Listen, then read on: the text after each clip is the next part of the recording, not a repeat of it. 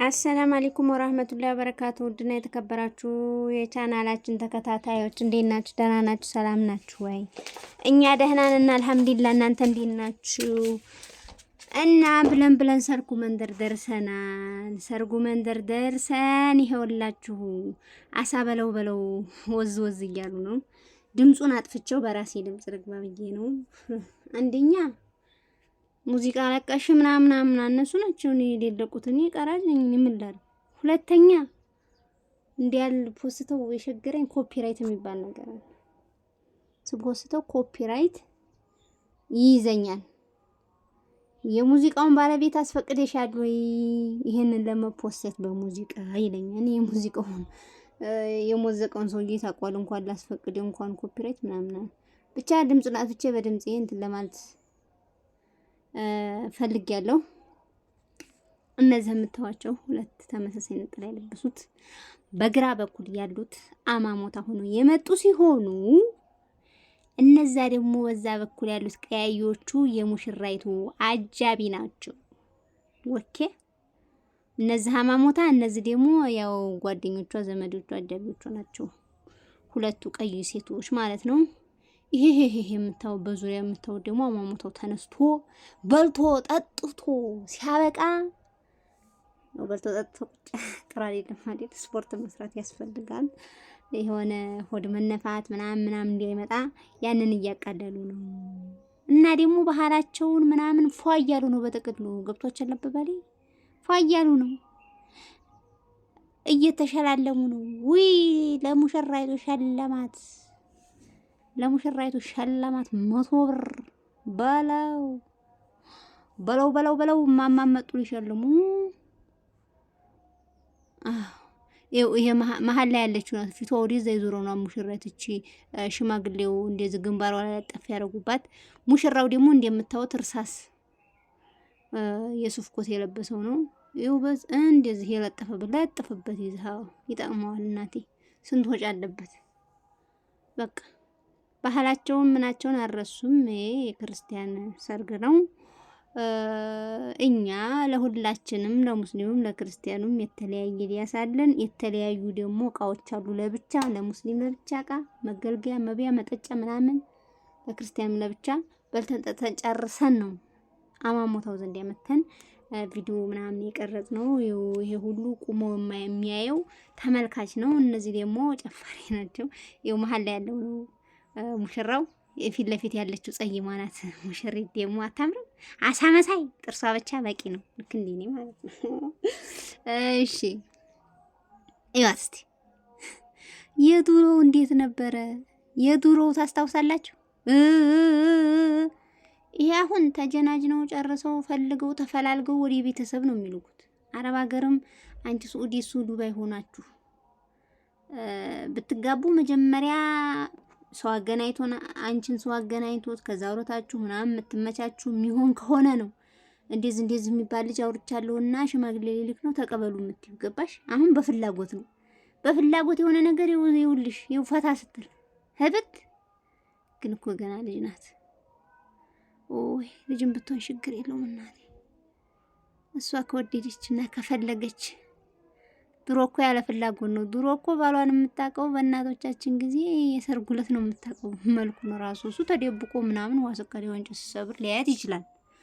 እሷ ግን የሰርጉ ዕለት ሊሆን ይችላል የምታየው አታውቀውም። ምክንያቱም ቤተሰብ ነው የሚጨርሰው። ልጅህን ለልጅ ምናምን እሷ እንኳን ባትፈልገው ምን አባሽንስ እና እኔ ያመጣሁት ምናምን ይላባሽ ትላለች። አይቸት አሳ በለው ነው ስታቅበት ደግሞ መጨፈር ብታው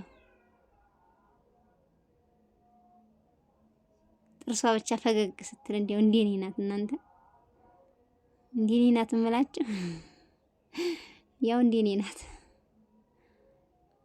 አላህ የፈጠረው ሁሉ ቆንጆ ነው። ይሁሉ የምታዩት ተመልካች ነው። በልቶ ጠጥቶ ጨርሶ ተመልካች ነው። ሙስሊሙም ክርስቲያኑ ማለት ነው። እኔ እኮ እዛው ወዲያ ነኝ አረንጓዴ ለብሼ ምን አጠቆረኝ አንቺ? አፈር ለቆብኛል ሆኜ ነው። ይኸው ተደብቄ እያየሁ የሚቀርጸው ደግሞ ሸበላው ነው። በነገራችን ላይ ይኸው እያየሁ አንገቴ ሱል እስከሚል ይኸው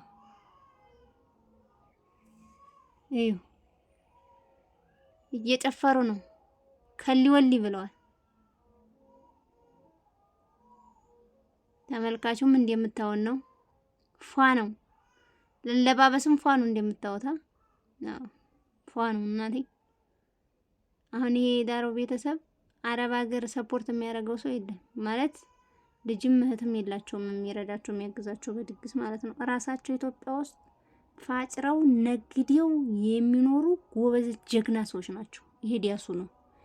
ያ ያማሞታ ነው የቅድሙ አይደል? ይሄ ደግሞ የአገሬው ዲያስ ነው የክርስቲያኑ ነው። ከዚህ በስተጀርባ ያለው ደግሞ የሙስሊም ነው ማለት ነው።